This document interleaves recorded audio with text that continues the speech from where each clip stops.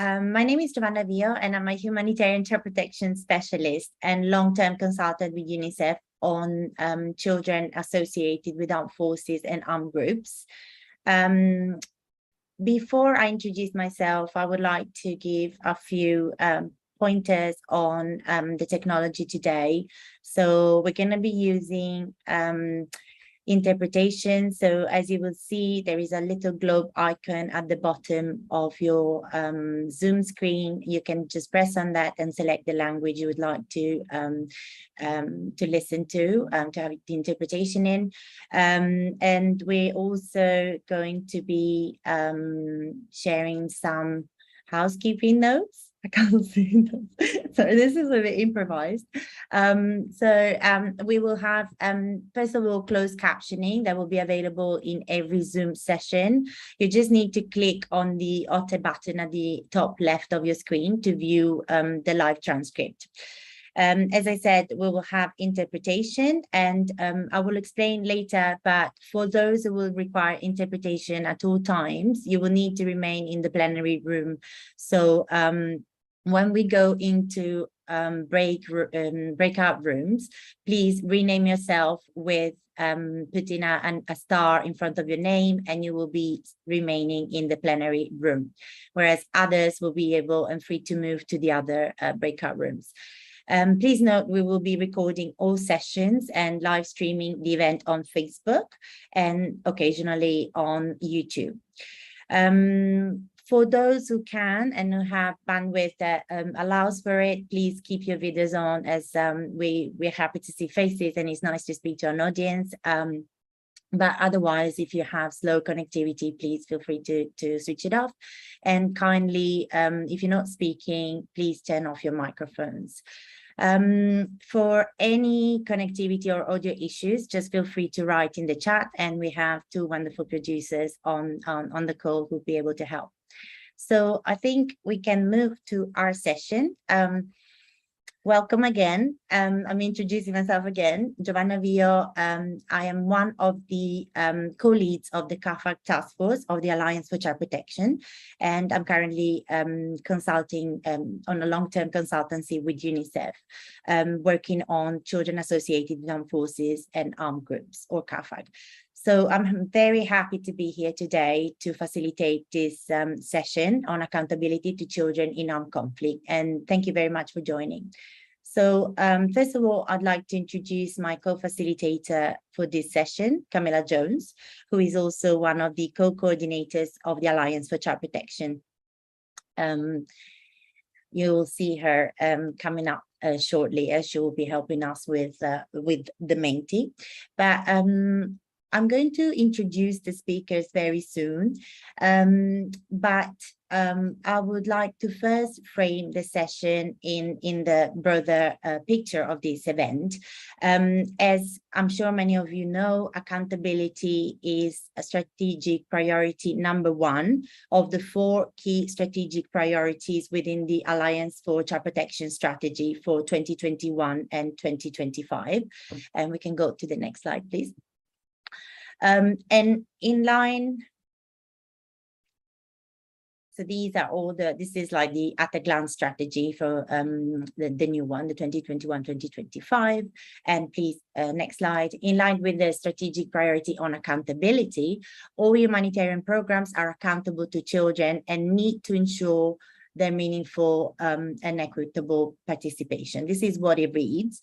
And in practice, please, next slide. We know that this may mean a number of things for organizations or for partners who want to promote accountability to children. For example, it might mean promoting accountability to children through meaningful actions to ensure that children are really involved in the design and implementation of humanitarian programs from the start. Or it might mean strengthening the capacity of those who would like to adopt child-friendly and child-led accountability procedures. So in this session that I have the pleasure to facilitate, we will listen to 3 organizations who in different ways will tell us how they have approached the topic of accountability to children within their work. So let me introduce the speakers and topics for today. First of all, we have Dr. Baillie Abidi and Madeline Zutt from the Dallaire Institute, who will talk to us about their checklist on children, peace, and security. Followed by Sandra Maignant from Plan International, who will explain how safe participation of CAAFAG can be embedded in the design of programs. And finally, last but not least, Mrs. Sharon Riggle from the Office of the Special Representatives for the Secretary General on Children and Armed Conflict, who will talk to us about the practical guidance for mediators to protect children in situations of armed conflict, which our office has developed. So a warm welcome to our speakers today, and we very much look forward to listening to you. Before we proceed, I would like to and give floor to our speakers. I would like to launch a short poll through Menti, and I will let Camilla take over briefly to do that. Thank you. Thanks so much, Giovanna, for that very warm introduction to the session and to the speakers. So Menti is a really nice tool for polling participants and kind of gathering your inputs. If you want to, you can use it on your phone, if you also have a phone device, or you can click through on your browser as well. The producers will just pop the link into the chat box now.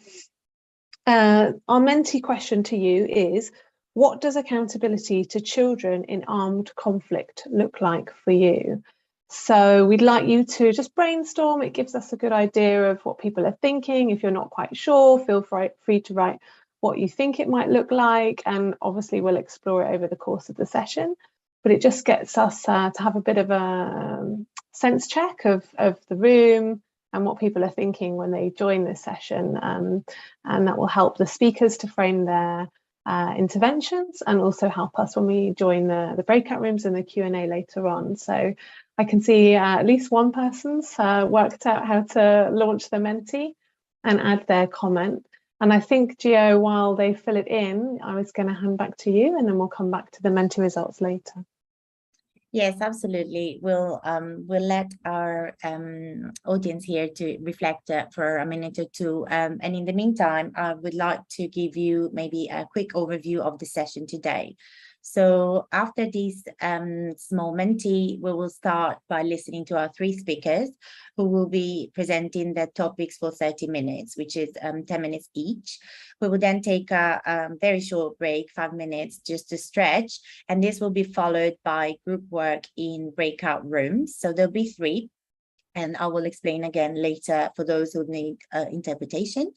And the last part of our session will be a panel discussion and Q&A for about 20-25 minutes, depending on where we are, where the speakers will be able to answer some of your questions. So talking about questions, as you know, you listen to the presentations, please feel free to write your questions in the chat box, and we will try to capture them, and we'll do our best to answer them all at the end.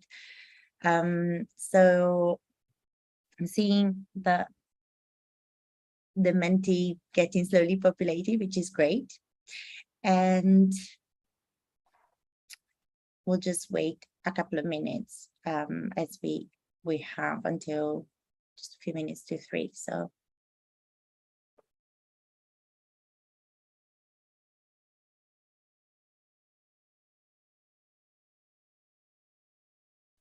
yeah, when the Menti fills up, it sort of scrolls up and down, so it's quite nice. Like your flip chart gets longer when you're in these big online meetings, your virtual flip chart. Yeah, you've got to be keen before it disappears to see what's being said. So far, what I've noted is some key buzzwords of sort of justice, prevention, protection, impact, and making sure that we achieve it. Empowerment, participation, being heard despite challenges, feedback mechanisms, which obviously need to be very well tailored for this particular population group. Do no harm. Anything else you're spotting there, Giovanna? I have to say it's quite small for me. I haven't got my glasses on. So Menti goes like so fast. It's just It does. adjusted, but what we can do is you can also we ask the see a lot of producers buzzwords that I suspect will come out in our presentation. So yes, and we can ask the producers to share the results, I think, in the chat so that we can all review it if we want to as well. Thanks. Fantastic. I see. We can give maybe another extra minute and then we can start with our presenters.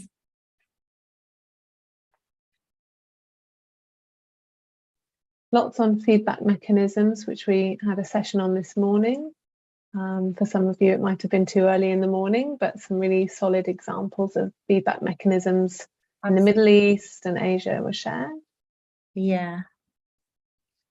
And there's also someone is mentioning prevention and remedy to serious violations of international humanitarian law, which I'm sure will be probably addressed in one of the presentations as well. And yeah, it all seems that actually the people who are participating today are all very equipped to then participate in their interesting and rich discussions in the breakout rooms, because these are very thoughtful points that are reflected in this Menti. So yes, very pleased to see that. Okay, so I think we can just we can keep this and then you'll be able to continue seeing it, clicking the link provided in the chat box. So if we're ready, I think we can start by introducing our first presenters. So I'll just give it a second to go back to our slide deck. Yes, so the next one, please. So today, our first speakers are our colleagues from the Dallaire Institute, Dr. Catherine Baillie Abidi and Madeline Zutt, who will be presenting the Children, Peace and Security checklist. So Catherine and Madeline, you have about 10 minutes for this presentation, and I will just flag when you have 2 minutes and 1 minute left. So over to you. Very glad to have you here. Thanks. Thank you very much, Giovanna. So welcome, good morning, good afternoon, good evening to everyone joining us today. Before we get started, I just want to acknowledge that Madeline and I are joining you from Mi'kmaq, which is the ancestral and unceded territory of the Mi'kmaq people. And as we get started with our presentation on accountability, I'd really like for everyone to reflect on where you're located and the relationship with that land and its ancestral peoples and traditional peoples. So Madeline and I are joining you from the Dallaire Institute for Children, Peace and Security, and we're going to share with you our checklist, our policy checklist, which is intended to prioritize children, and an accountability mechanism working with state partners to prioritize children, their protection and their prevention in recruitment. Our organization was founded by General Romeo Dallaire based on his experiences during the Rwanda genocide, where he saw so many children engaged in violence, and also the manifestation and the impacts of that courageous abuse of children's rights. Our vision at the Dallaire Institute is a world where children are at the heart of peace and security. And our intention is to not only prevent the recruitment of children into violence, but to transform these cycles of violence. And that's why we're invested and focused on prevention and accountability to and with children. We have 3 main approaches for how we conduct our work. The first is focused on advocacy. So working with many partners here in the session today to advance policy and frameworks to protect children, to engage children in peace building, and to prevent their recruitment.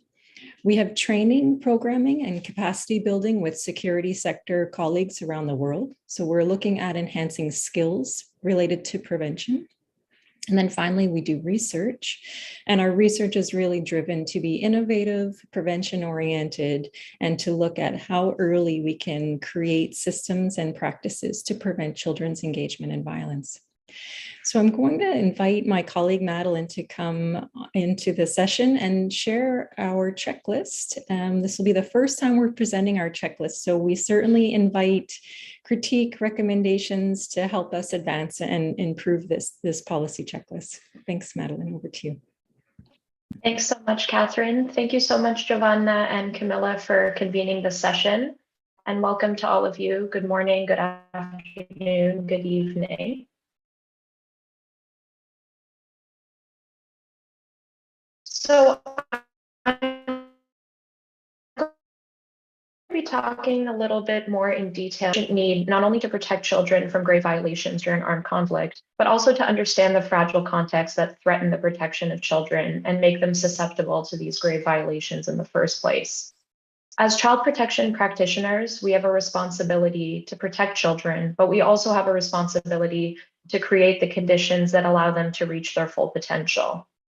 Children cannot reach their full potential if their viewpoints are not heard and if their perspectives are not included in the decisions that directly affect them.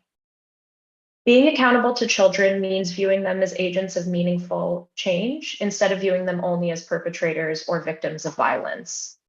This is why, over the past couple of years, the Dallaire Institute has been advocating for a global children, peace, and security agenda.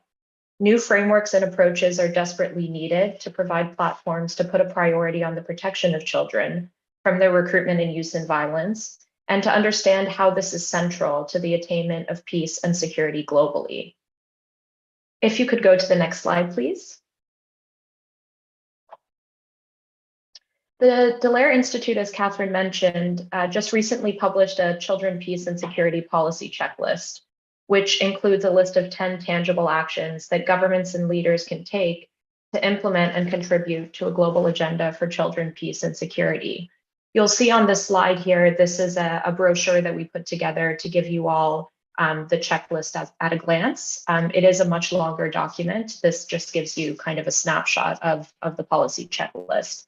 So as you can see from the slide, items on the checklist include steps that governments can take to support the development of a UN Security Council resolution on a children, peace, and security agenda, ensure that that government ministries have national mandates which set out their roles and responsibilities in upholding such an agenda, ensure that domestic legislation aligns with international obligations on children, peace, and security, ensure that national security, defense policy, and foreign policy prioritize children's protection, make sure that financial targets are set for children, peace, and security agenda resourcing, prioritize the intersectional perspectives of children in building and upholding this global agenda, work with civil society to better understand the gaps in current global policy with respect to children, and finally, design monitoring and evaluation mechanisms to effectively measure the impact of a global children, peace, and security agenda. I do want to highlight that a critical step in building this agenda together is recognizing that children are not a homogeneous group. They have unique and distinct identities and vulnerabilities, and these differences affect the challenges that they face. As we move forward, it's essential that we as a global community, and especially as child protection practitioners, adopt an intersectional approach to children. The recommendations that you see on the slide here are in no way exhaustive, but they are meant to create dialogue and catalyze action. And we hope that this checklist will help guide our collective efforts to build a global peace and security agenda. And thank you very much for your time.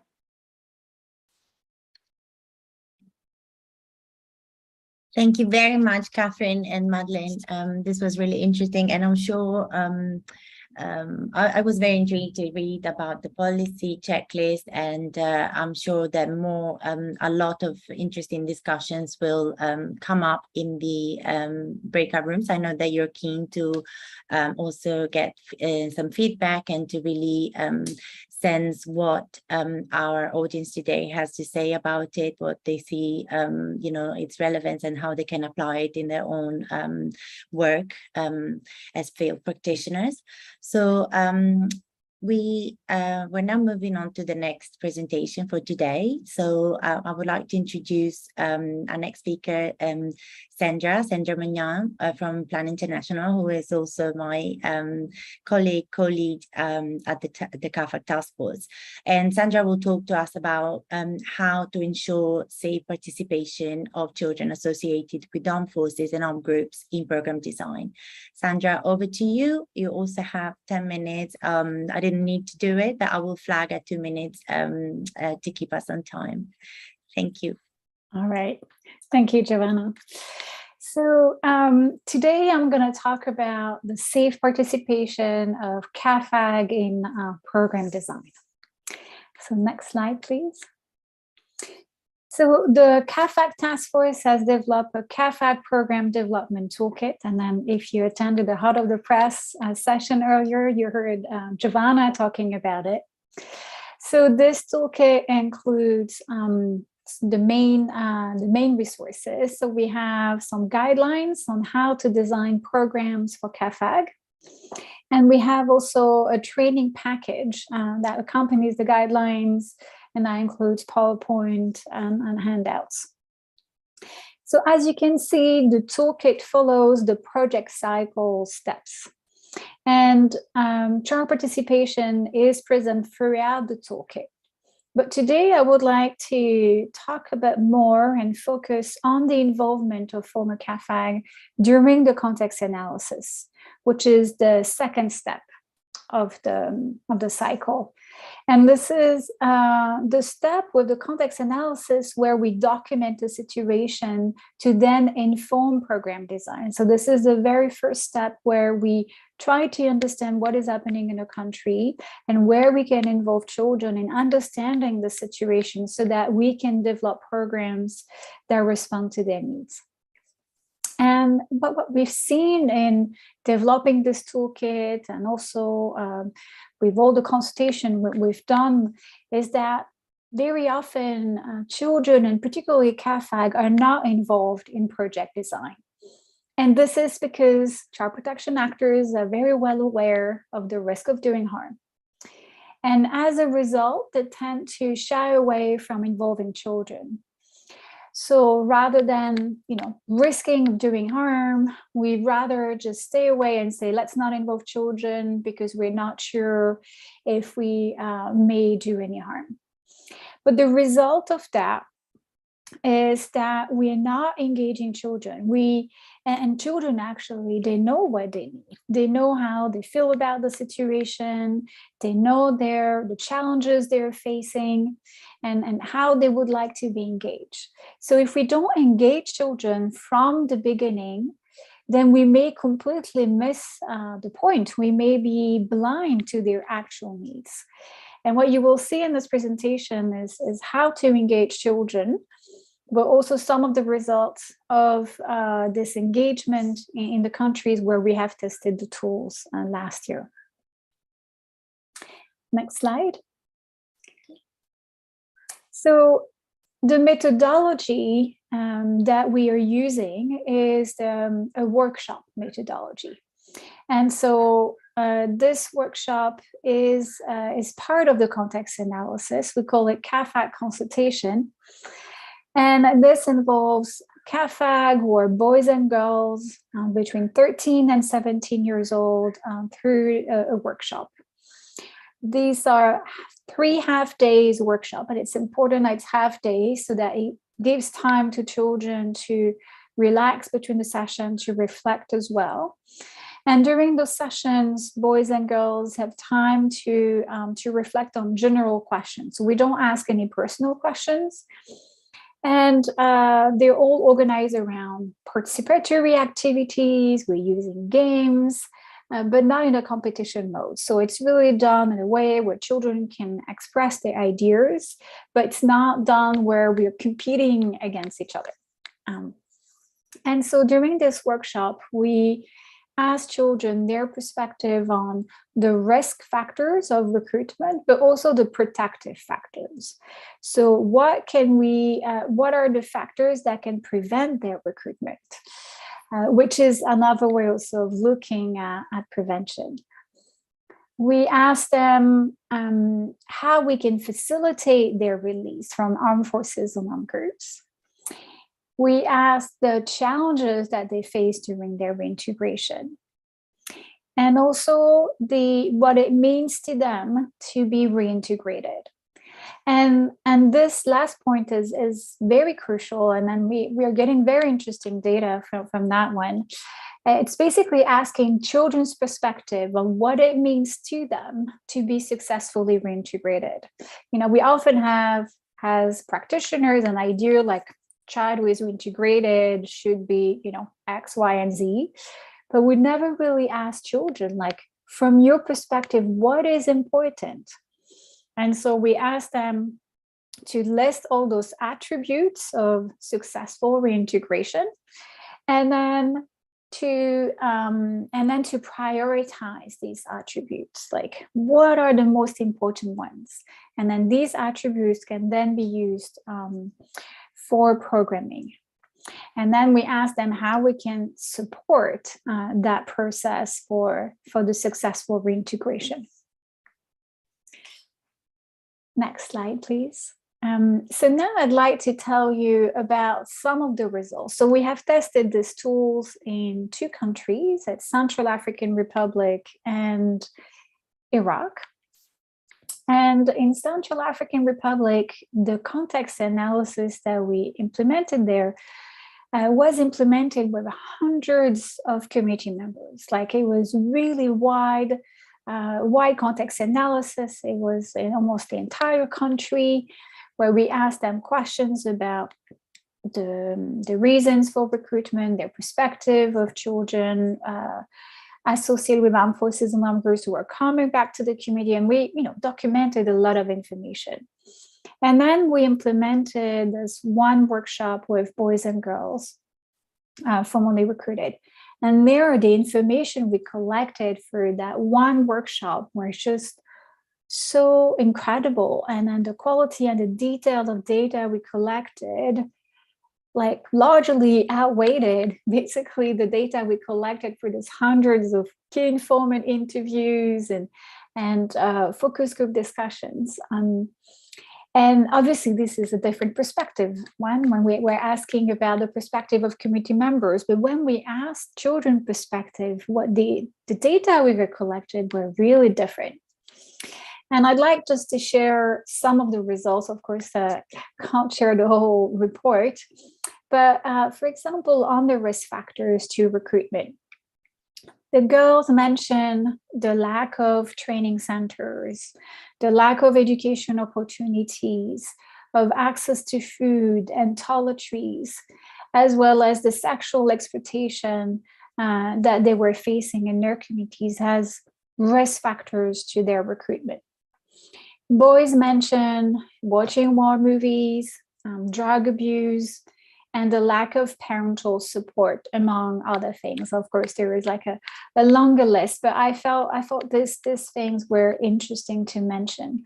And the idea of collecting this data is to then identify those risk factors that we can consider to develop prevention programs. So addressing these risk factors will contribute to the prevention of recruitment. We also asked them obstacles to their exit of armed forces and armed groups. And here the children mentioned something very specific. They talked about the respect. When they are within those armed groups, they feel respected. They feel respected as the wife of the chef, as because they have responsibilities, they're driving cars. Girls also mentioned that they received dignity kits. They received the means to manage their menstruation by armed groups. And they know that when they will go back to their communities, they will no longer have access to these items, to the toiletries, or they won't be respected. They won't be acknowledged the same way they are in those armed groups. So again, like, very interesting information to inform programming before the start. Often we collect this data once we have started programming, but here the idea is to do that before.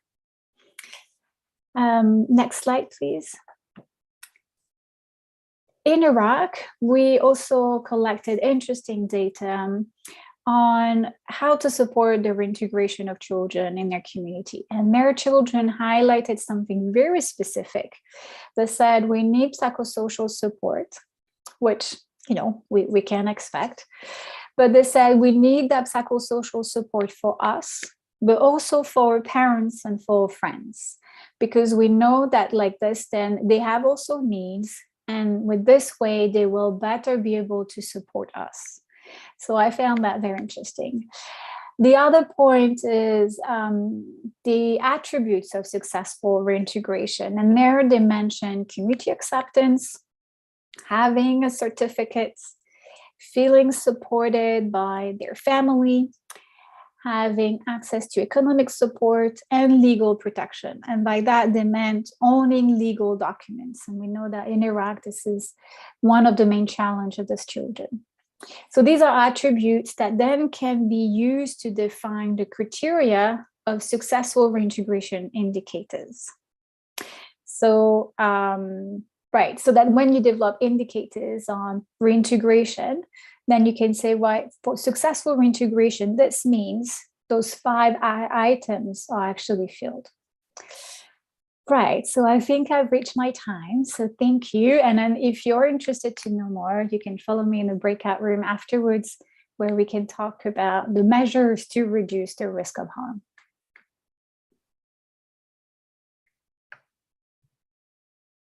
Thank you very much, Sandra. And yes, indeed, you'll be able to go more in depth in your discussions with participants, if they please. And also just to remind participants to write their questions in the chat box, and we'll be addressing those, hopefully all of them, at the end in the Q&A.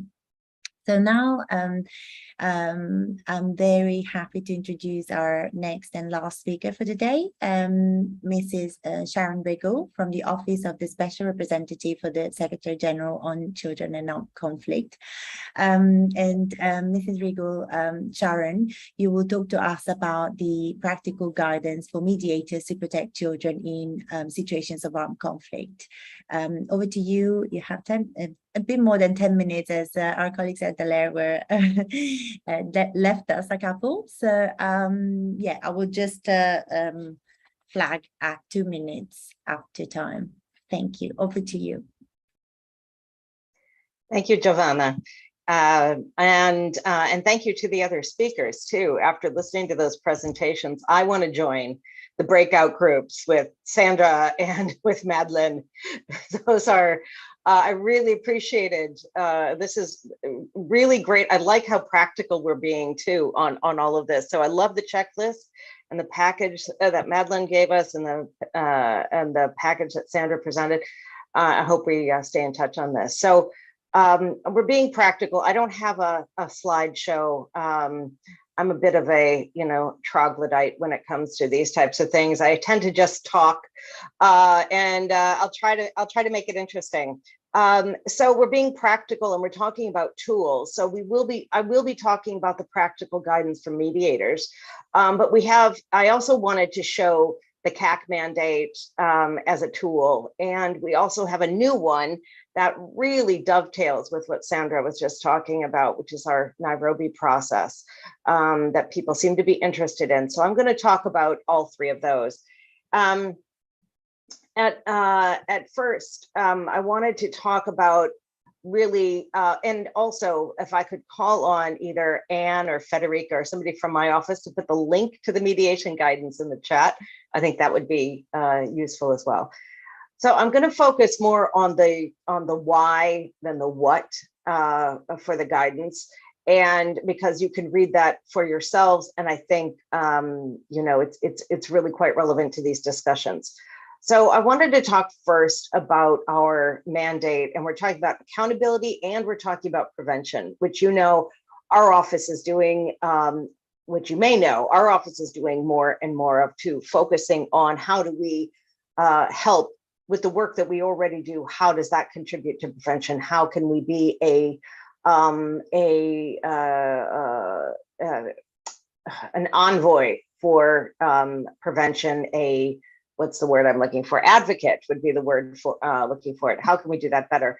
So the whole mandate was created, and I think everybody here is familiar with generally with our mandate, but it was created also as a prevention tool. It was created, we're in our 25th anniversary year this year.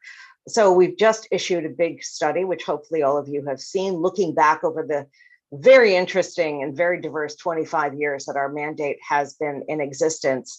And it was created initially just on the recruitment and use violation. But as you know, now we have 6 grave violations, which is the recruitment and use, killing and maiming, rape and other forms of sexual violence, abduction, attacks on schools and hospitals, and denial of humanitarian assistance. Sadly, these are as relevant today as they were 25 years ago, but we are getting better, both within our mandate and as an international community and domestically, on how to tackle all of these. The idea is if we do it well, it can help prevent violations in future. So we have, and again, briefly touching on this because I believe most of us are familiar with the mandate, but we have, the monitoring and reporting mechanism and our listing in the annual report and our action plans as very significant tools to both increase accountability, but also increase prevention. The MRM, as you know, works through UN entities on the ground to collect and verify information, which then gets sent through to the Security Council and others for action. And this happens on a quarterly basis, which not everybody knows, in order that this information is fresh and actionable, because we're talking about children. The annual report gets all of the glitz and glamour in the news once a year, but of course that comes out often 6 months after the year previously has ended. So there's a quarterly reporting as well that goes to the Security Council for action. We also have our listing mechanism, which everybody here must be familiar with. It is one of our more famous tools in our toolbox. And of course, we list perpetrators in the annual report of the Secretary General to the Security Council, which names both member state entities, security services, as well as armed groups. And I am remembering we have interpretation. So I always get the interpreter saying, please slow down. So I'll try to slow down. So we have also non-state actors, and regardless of whether they've been designated as a terrorist group, we are allowed to engage. Our mandate, almost uniquely in the UN, is allowed to engage anybody who appears in that list, regardless if they have a designation or not. Of course, it depends on who wants to talk to us. We are allowed to, but not everybody has decided that the cost-benefit analysis is in their favor to engage with us. But these tools that I've talked about are both, immediate, but then also longer term, because we have the action plans, which many of you know, engage these parties that appear in the list and the annexes of the Secretary General's report, which look at sustainable long-term change with an aim to prevention, because we're aiming at behavior change. We include all 6 grave violations in every action plan now, regardless of which violation the party is listed for. We also ask the party, if it's a state, to issue command orders down the chain, include age verification mechanisms, and of course, releasing all children under 18 immediately. And there are other elements as well, but this contributes to both the immediate as well as the longer term. So that is the international accountability and domestic accountability. We also multiply what we do by working with others.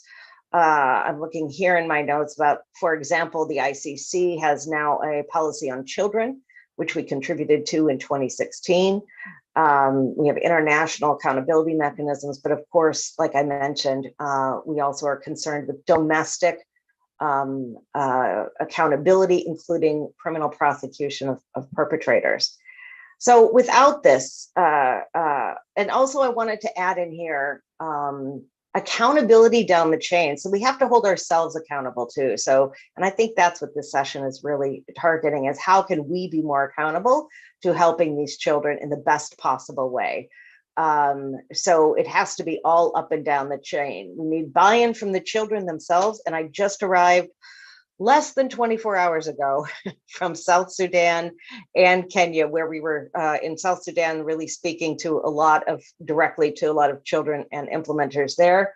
And I can talk about that in a second, but we need that buy-in from the people we're trying to help all the way up the chain to the international community. So I think that's part of our checklist, is to look to see how are we incorporating every level into our actions. Okay, so I'm going to also talk about the mediation guidance.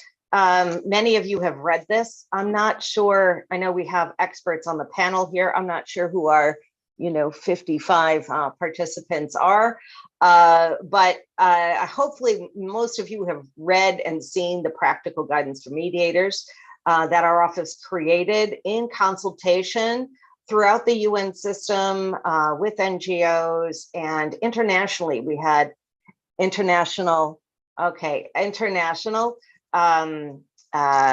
consultations as well.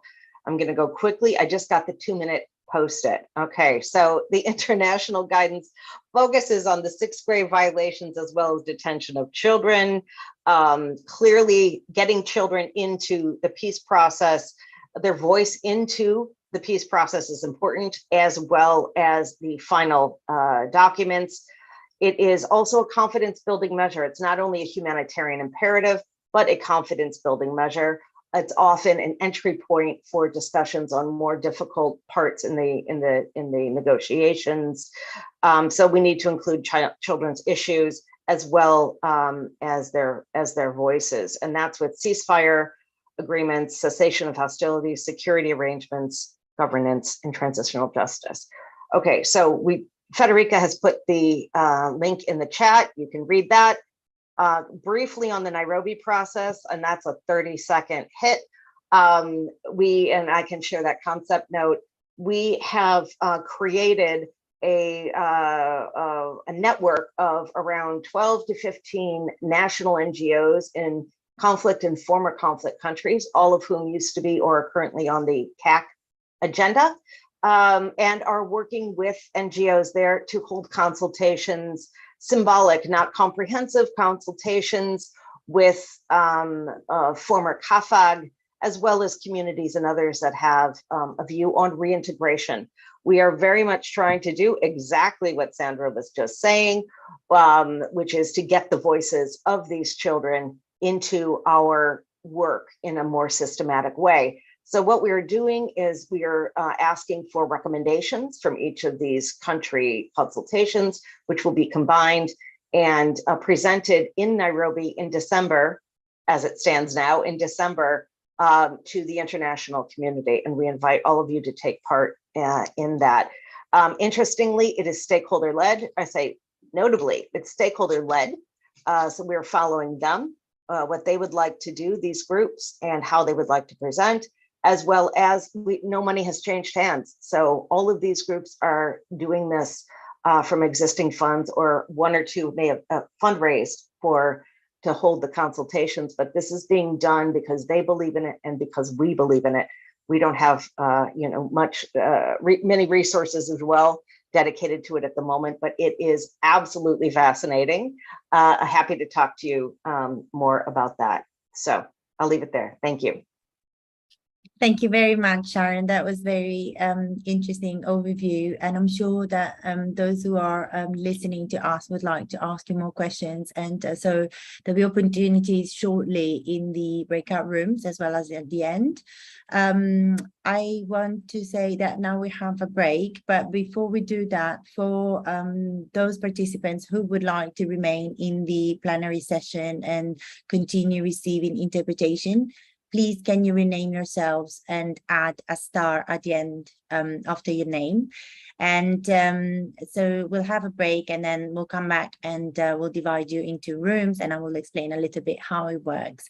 But now please take 5 minutes to stretch, mute yourself, stop your videos, but please don't leave the Zoom link. Don't come out completely. And yeah, we'll be putting on a timer so that you know when you need to be, when we're back. Okay, starts now. Thank you.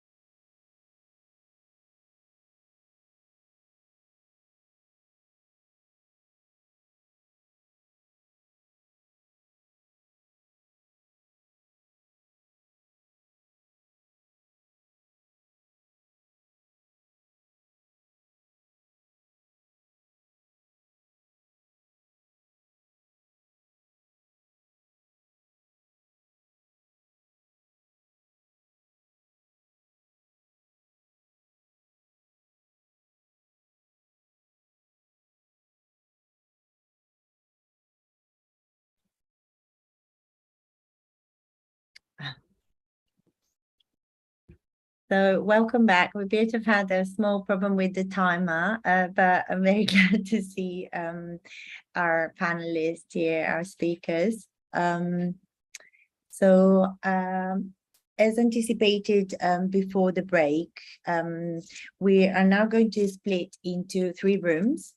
The plenary room will host discussions with Mrs. Sharon from the office of the SRSG CAAFAG, and we have a Jamboard link for each of the discussions. So you will see we pre-selected a question, but obviously it will be down to each of the content leads to facilitate the discussion. So if you feel like you want to go beyond the question that is captured on Jamboard, is absolutely fine. And then our producers have set up 2 other rooms to speak to our other 2 organizations. So one called Dallaire and the other one Plan International. So you can move across the rooms easily, and we will be receiving instructions on the chat. So please just follow the links, and if you have any issues, please just write on the chat, and we'll try to sort them out. And just to say that myself and Camilla, the co-facilitator, will be moving across the 3 discussions. So yeah, so we'll be there with you.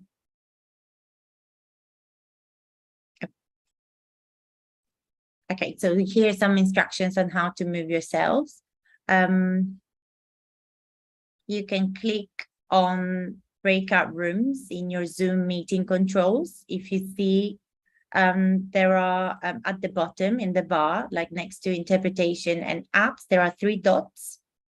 So if you follow the 3 dots, you'll find like a small scroll down list, and that's where the breakout rooms are. Is that right? Mine just comes at the bottom as like 4 squares next to the interpreting. So okay, so yeah. And then we've got the 2. It could be 3 dots. It could be something else. But it's definitely next to the app icon, correct? Yeah. When I click on it, I've got Dallaire and Plan as the options, and then I think staying in the main room for that's correct. Okay, so we seem to be SOSG fine. Okay. So ready to go? Do people start moving themselves? Yes, I can see. So 9 people have already joined. Lovely. Yes, Dallaire, and 8 have joined Sandra in room 2. I assume that's what it is. So I think we can start, and we'll go in and open the links to, and each content lead will need to click on the Jamboard link. Lovely. I think if we stop screen sharing this slide, then we'll be able to see better who's remained in this room. Lovely.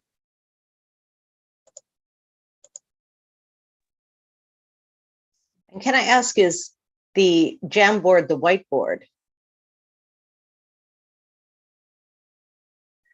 I see that at the bottom. I've never used a Jamboard before, but I'm willing. We can help you with that. It's really for the participants to write in like a little virtual post-it note. Right. Gia, should I leave you in here and I'll pop to one of the other rooms? Yes, I'm happy to stay here. I just want to check whether I can open it, or I think it needs to be.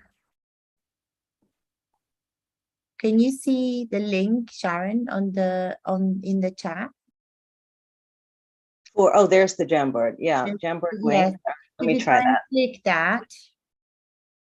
It should come out. I should not be probably in the spotlight. Can producers advise on this, please? Sorry for this. It's Oh, and now it's popping me to my browser. Let's see what happens.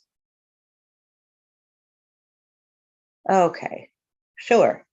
So what happened, which will happen for others, is it popped me out of Zoom. I'm now in my browser, and we have the Alliance logo there, and then OSRSG CAC. What are your experiences in including CAC, child protection language, in mediation, transitional justice, and other peace processes or related initiatives? And then also, can you share lessons learned for accountability in a given context, ongoing armed conflict, mediation, peace building, transition, post-conflict setting? So this is kind of one size fits all Jamboard. As we have, that's pretty comprehensive. So, but I'm happy to try to I think, yeah, these were more some of the questions that were suggested through the development of the session, but with your team. But I appreciate that, you know, we might not want to address those specifically, so we can either narrow down, or if you want to suggest any other specific. There's the Jamboard. Thank you, producers. Okay. Yeah, this is what I was wondering about, how we could. Okay. So that's great. So I don't know who we have. So we still have a lot of people, which, you know, I don't know if this means that, you know, people have gone off and are doing laundry, or if they're really interested in what we have to say in this. But anyways, we have 35 people, which is fantastic. You could ignore anyone with an underscore because they're part of our production team. We've got about 8 participants in the room. Oh, wow. Okay, thank you. That's an impressive production team. So, okay, so we've got 8. Okay, that's very manageable. Thank you so much. Is there any way to see who we have in the room? So you can press on view, top right. All right, I see now. And you can select without the underscores. Gallery, maybe, and you should be able to see. Yep. And then there's Federica from my office, and right. Other interpreters, Manuela, Mac, Justine, Jonas, Elsa, Elizabeth. Okay, Anissa. Okay, these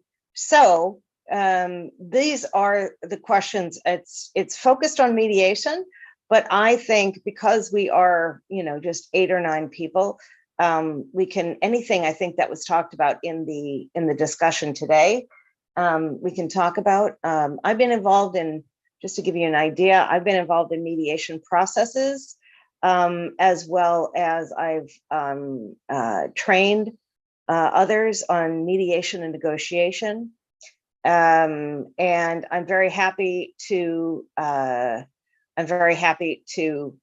discuss any aspects of that. I think one of the things I didn't get a chance to, you know, really expand on was the issue of children in mediation can be multifaceted, because one of the obstacles we face is children just fall down that list of priorities. They get negotiated out for other things. It's absolutely the most difficult thing to include them meaningfully in a peace discussion or a peace agreement. So we have to convince those with the power to include them that it's useful.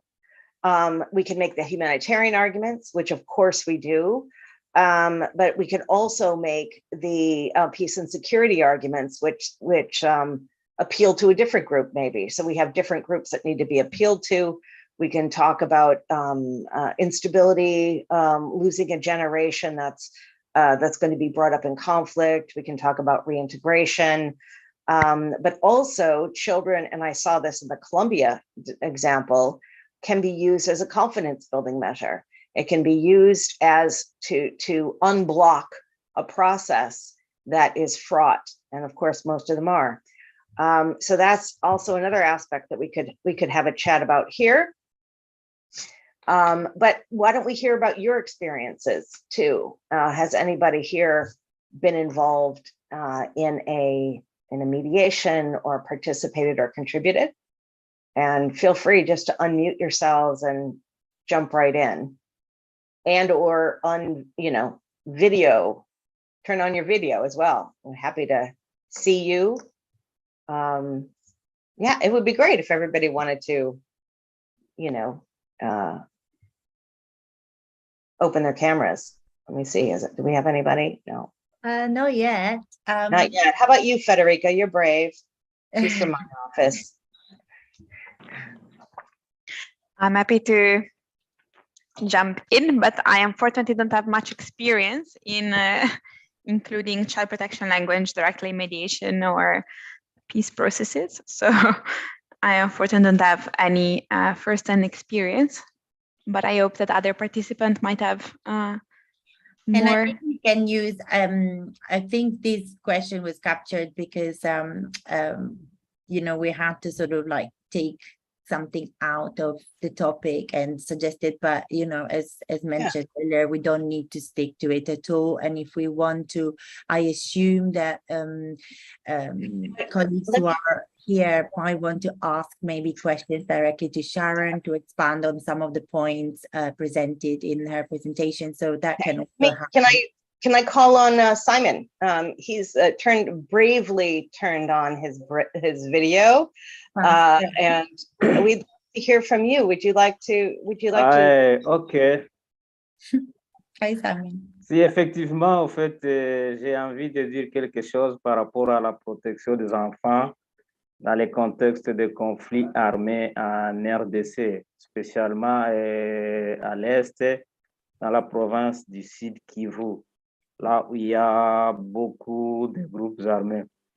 En fait, nous sommes impliqués en fait, dans le cadre d'accompagner la MONUSCO, section protection de l'enfance, pour négocier la protection des enfants au niveau des acteurs armés non étatiques, c'est-à-dire les acteurs des groupes armés qui sont vraiment actifs et qui utilisent encore les enfants. Dernièrement, en fait, l'année passée, nous avons eu quand même à faire signer, à accompagner la MONUSCO pour faire signer des actes d'engagement auprès des groupes armés et aussi sur les trucs là des feuilles de route, en fait, dans le cadre du suivi de ces accords-là. Et ça, c'est en fait dans le cadre de la protection des enfants auprès des acteurs armés non étatiques. Voilà un tout petit peu ce que nous sommes en train de faire dans le cadre en fait, de la protection et de la négociation de la protection des enfants auprès des acteurs armés non étatiques. Merci. Merci, Simone. Est-ce que je peux aussi vous demander quels étaient les défis que vous avez eu avec ce processus, parce que c'est pas tout à fait évident avec les groupes armés, pourquoi ils doivent protéger les enfants et pas utiliser les enfants comme soldats. Oh, oui, en fait, les défis par rapport à ça, la première fois, ce n'est pas toujours facile d'entrer en contact avec ces acteurs armés non étatiques. Maintenant, c'est ce que nous faisons, c'est dans le cadre de l'approche visant à travailler toujours avec les communautés. Donc, nous avons créé dans chaque village, là où nous recevons des alertes, il y a des réseaux communautaires pour la protection des enfants, en fait, qui nous aident à pouvoir récolter certaines informations. Et là, nous aussi, si nous voulons atteindre ces groupes armés, si nous voulons atteindre ces acteurs armés non étatiques, surtout ces commandants-là qui utilisent les enfants, nous devons, au fait, parler d'abord aux responsables de ces réseaux communautaires pour la protection des enfants. Vous savez qu'à un certain moment, ces groupes armés-là collaborent avec certains membres de la communauté.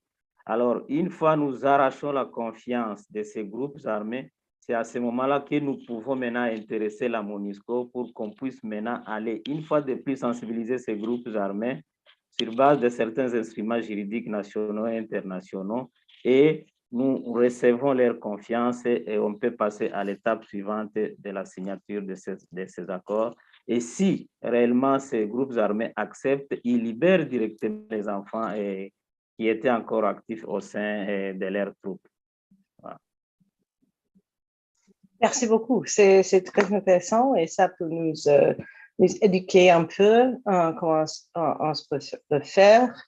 I don't know if I don't have the interpretation turned on here. So I'm just going to have a quick, for those who didn't hear, he says one of the challenges, they work with MONUSCO to get the children out of these groups.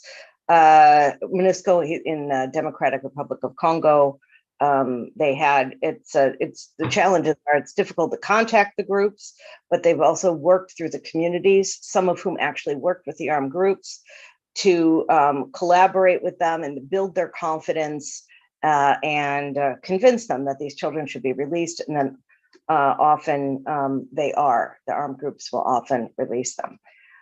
So that was from the ground. They also work in the Kivus in the east, and they just recently signed, helped MONUSCO in the signing of agreements with these groups. So successful engagement. So thank you. Sharon, apologies for stepping in.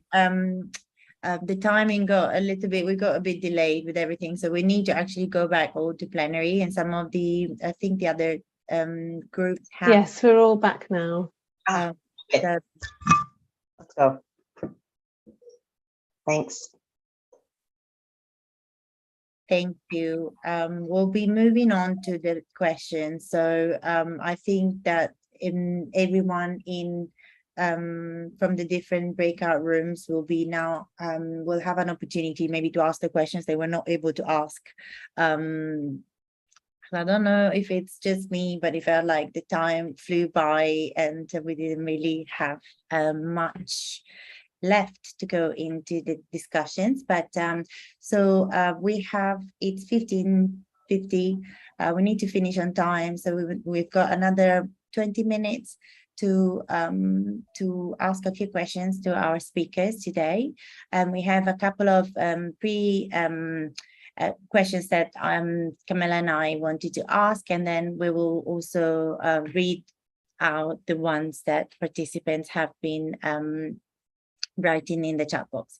So the first question we had was for our colleagues at, I guess it's for Catherine. Would it be both of you answering? Our colleagues at the LAIR. So we wanted to know how, in your opinion, can a children and peace and security agenda be used to fill some of the critical gaps that remain unaddressed by other peace and security agendas and rights frameworks? So any thoughts you could share on that? Also, if you want to share anything that has come out of the breakout room discussions, please feel free. We have about 3 minutes for your answer. So over to you, Catherine or Madeline. So Catherine, I can go ahead and start, and then feel free to add anything. So thank you so much, Giovanna, for that question. It's a great question. So part of the reason why we developed this checklist was to fill these gaps. We wanted to highlight the fact that children are not only victims and perpetrators of violence, but they are agents of positive change. And so really kind of putting a spotlight on the agency of children was a big focus for us. And when we were designing this checklist, we had many conversations about how this checklist and this, hopefully what will come out of this is a UN Security Council resolution on children, peace, and security. This is not something that will compete with other frameworks. It's really designed to complement these other frameworks. And we have done a lot of work. We have a Youth Advisory Council here at the Dallaire Institute. And we actually tomorrow, as part of the Commonwealth Heads of Government meeting, we have a side event that we're putting together where some of our members of our Youth Advisory Council are going to be presenting this checklist and giving their own perspectives from their own experiences on how youth can engage to really move this agenda forward. And we see youth as being a very important part to advancing this global children, peace, and security agenda by giving voice to children and to their protection. So we really see the youth peace and security agenda and the children peace and security agenda working hand in hand. So Catherine, over to you if you want to add anything. Hard to add to that, Madeline. That was a great response. Perhaps just to say that when we did our large mapping of the various frameworks that exist, we found a lot of opportunity to strengthen protection and participation of children. And in particular, when we looked at security sector reform and other mechanisms, children were just invisible to the process. So early warning of conflict, there are no indicators that we are aware of that recognize children as being essential to peace and security. So we saw a lot of gaps and a real need to strengthen and fill those voids. And that was the sort of culmination is this checklist. But behind this checklist was a rather comprehensive assessment of the current frameworks that exist. And we recognized the need based on all of Madeline's prior comments. So it was it's an important addition to what we already have to strengthen protection. That's great. And I'm sure that the other speakers, I see Sharon like nodding as well, will have, we'll be happy to also, exchange notes. And I'm sure you've done that in consultation also with their office, but there's certainly a lot of overlapping and complementarity in all of this. There's certainly space as well for the checklist to actually fill some of the gaps that are out there. So that's great. Thank you very much for presenting that. And I hope you got at least a flavor of some of the feedback that you wanted to have through the group work, but if not, I'm sure that people will be able to get in touch with you, and we'll be sharing the contacts at the end. So now I'd like to I have two more questions, one for Sandra, one for Sharon. So to Sandra, I wanted to ask, as Sandra has been leading on the development of the CAAFAG toolkit, as you know, and she's the main author, and she's really followed the whole process. So I would like to ask her to expand a little bit on her presentation today, and to perhaps talk a bit more about what the particular risks are to take into consideration when we engage children in program design. And I'm sure this was also part of the discussion in the breakout room. So if anything has come out, Sandra, that you'd like to share, please do say here. Yeah, thank you. Yes, there are some risk, and that's why we conduct a risk assessment before we even think about organizing a workshop with children. So we bring all the actors around the table, think about all the potential risk, and then identify risk mitigation measures. This risk assessment is then reviewed by security officers as well from various organizations to make sure we haven't left anything out. And then if we basically feel like the risk is too high, then we would not organize a workshop. And often gathering children, so particularly if they're at risk of detention or at risk of just being identified as CAAFAG within the community, we wouldn't organize a workshop. So we have other alternatives. We have key informant interviews that are conducted by caseworkers who are already following those children to maybe document a few things.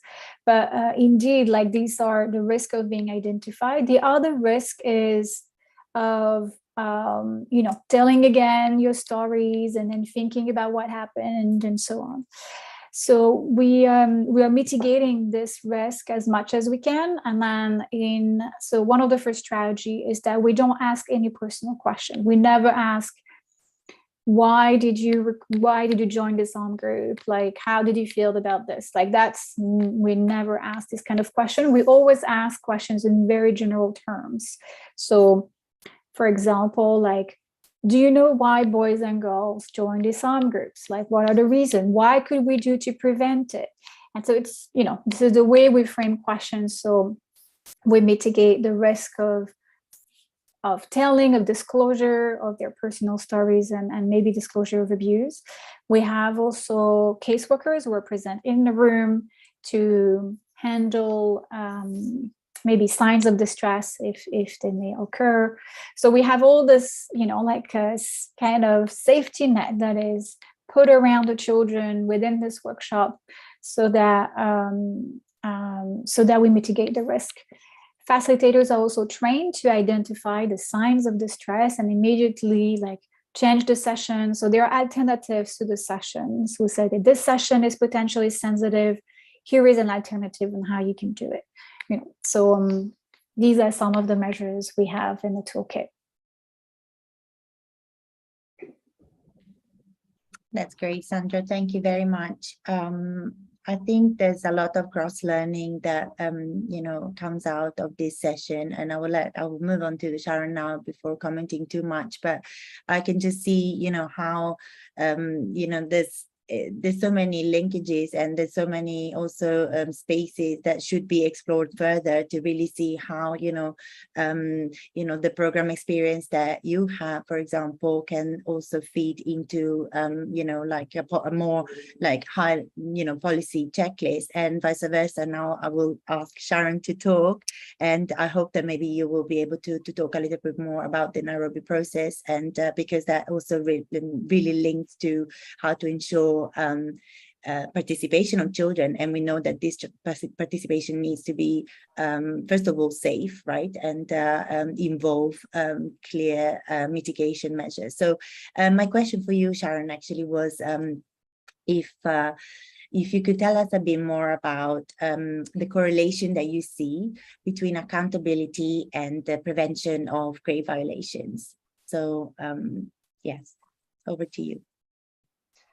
Okay, well, that's a lot to fit in with also connecting it to everybody and the Nairobi process. In about 4 minutes. Yes, only 4 minutes. Okay. Well, if I could, just to be, responsive to what we're talking about here and how what we're working on connects with what our colleagues are doing here, because you're saying that there's a lot of overlap. And I just wanted to identify, that here, so others maybe can also join us. This is how we make it work in the long term, right? I think what we're talking about is, well, we have the mediation, we have the Nairobi process. The Nairobi process, especially, is one of our reactions to the all of the reintegration work that we've done as co-chair of the Global Coalition for Reintegration of Child Soldiers. This was something we wanted to get the voices of children in. Now, to be clear, and I think Sandra's made a really good point, if you're dealing with children, those under 18, you need to have child protection specialists doing that. So in our Nairobi process, because we're also looking at the arc of reintegration, so we have people from Sierra Leone that are part of this, for example. We are saying nobody under 18, unless you have a somebody on staff that is a child protection trained specialist. And I think only one of our partners has that. So everybody else is 18 and above. And what we're doing too, and I think this is something else that Sandra highlighted, is we're not asking for their stories. Don't tell us, what happened to you when you were in the groups or anything. But really, we did this. We're recommending the same thing, which is, what would you tell decision makers that children need? Maybe based on your experience, or maybe just based on your own logic.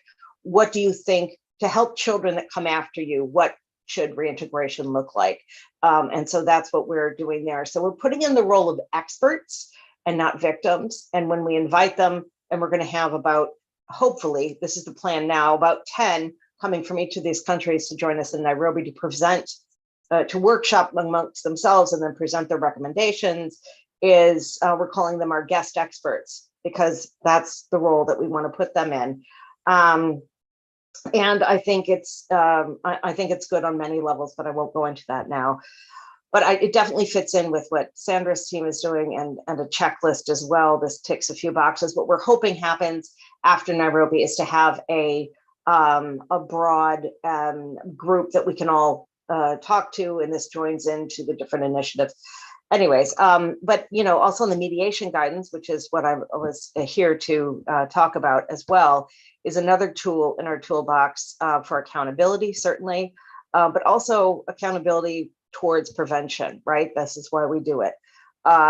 We've opened a hub of my unit in Doha, and from there we're going to be rolling out this guidance at a regional and or national level. We're still putting that plan together, but this is something we'd welcome your feedback and input into as well, is where can this be, because right now it's at the 30,000 feet. How can we put the ladder between that and a national process or a local process? Are there groups of mediators? So we're looking at all of that. because we also see that as an certainly accountability measure, and one that's going to need a lot of support to ensure that it's implemented. Thank you. Thanks very much, Sharon. I know the time wasn't much, but you've been able to tie in a lot of the other topics as well. So thanks for that.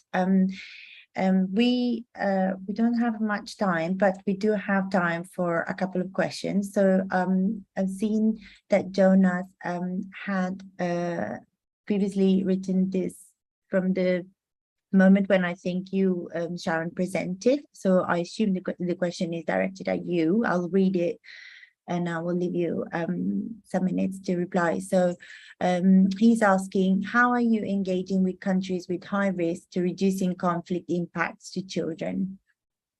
And yes, I mean, the other speakers are also welcome to reply, but I know that it was asked during Sharon's presentation. So over to you, Sharon. Yes, I mean, that is, part of a prevention approach. And because resolution, as you know, our mandate is guided by, we're mandated by the General Assembly, but the frame of much of our work comes out of the Security Council resolutions. So we have 13 of those, and the last one was 2427 in 2018. And that one urged us to engage more in a preventive way with member states, which we have been doing. Excuse me. We've made statements on emerging conflicts.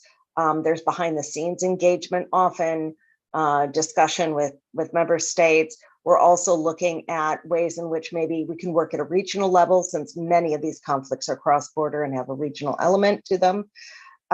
So in terms of countries that are high risk, we do try to engage, but we also rely on the UN partners that are on the ground. If countries are not yet on our agenda, then, we don't have as much of a footprint as OHCHR, as UNICEF, UNHCR, OCHA, others that are on the ground who are, our mandate is very sharp and narrow. We have a very small office and a very high level boss. And so the idea is to catalyze and organize and amplify at the ground level. So that's really what we do. We get information and we work together, engaging the UN system as a whole. And of course, also always with NGOs. Thanks. Thank you. And I don't know if the other speakers wanted to jump in on this and add anything from their perspective. And if not, I'll just read the next question. Please let me know. Sure, if you don't mind. Sandra, I hope I'm not jumping in. Okay, I just wanted to add our unique approach at the Dallaire Institute is working directly with security sector. And so when we're talking about high risk environments, one of the main approaches we have to accountability and prevention is capacity building and pairing trained trainers with our colleagues in different contexts. And that's been a very effective model for us to have, for example, some of our strongest trained trainers coming from Sierra Leone who have lived and experienced recruitment of children directly, helping contexts where there is high risk as well, so that hope and that coming through to the other side of a conflict is very important, in addition to their skills and their training capabilities. So pairing people who are interested in collaborative learning, skills development, and behavior change has been really important to our work in high-risk environments. And then secondly, we also have our early warning system that we're developing right now. So we're looking at trying to understand high-risk environments before they become high risk for recruitment, and enabling a process to begin much earlier than we've been accustomed to responding in the past, so that we're able to prevent recruitment and other atrocities well before they're manifesting. So this is an important and new capability that we're in the process of really enhancing as well. Thank you so much for that, and for adding on, the Dallaire Institute's experience and expertise as well. So very much very happy to hear this. And I don't know if Sandra, if it seems to be fair, that you might want to step in as well, or we can also look at the other question, which is a bit more programmatic. It is quite a big question. I don't actually know if we've got time to answer it, and to give it justice, but we could try maybe in a minute, and then we're gonna have to give the last pieces of information and wrap up for the session, not for today. Any thoughts, or would you like me to maybe read you the other question, which was more directed at you? He says, it would be interesting to understand how prevention and reintegration programming are taking into consideration context of protracted crisis and conflict or fragile settings. Now, I say that Sandra can reply. Obviously, all speakers could, but just for fairness, I would just let Sandra go ahead. Yeah, so thanks. A very big question indeed. Yeah. There is no easy answer, obviously. But indeed, this is something that we see in a lot of contexts, and it's one of the reasons why there is recruitment, why there is conflict in the first place in a lot of places, because there are no resources, people feel abandoned, and you have armed groups coming, surfing on this feeling of loneliness, of abandonment from the government, and then encouraging people to take weapons and fight for their rights. So we see that in most places, not only in protracted crisis.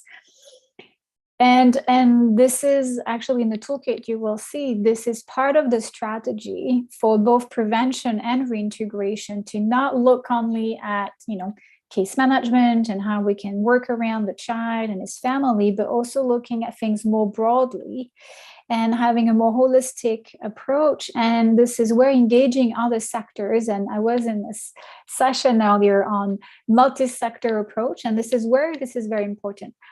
Child protection actors alone cannot address this. And this is where we need the sector of education, the sector of justice, the sector of wash and food and security, everyone around the table say, let's work with this population, give them services. And we know like this, we will contribute to the prevention and to the reintegration of children. So easier to say than to do, but that's the strategy we encourage, and yes, that is also present in the toolkit. Thank you, Sandra. I give you a huge question to answer to, but your answer, and the fact that there will be a need to have like a whole session or multiple to really delve into the details and see how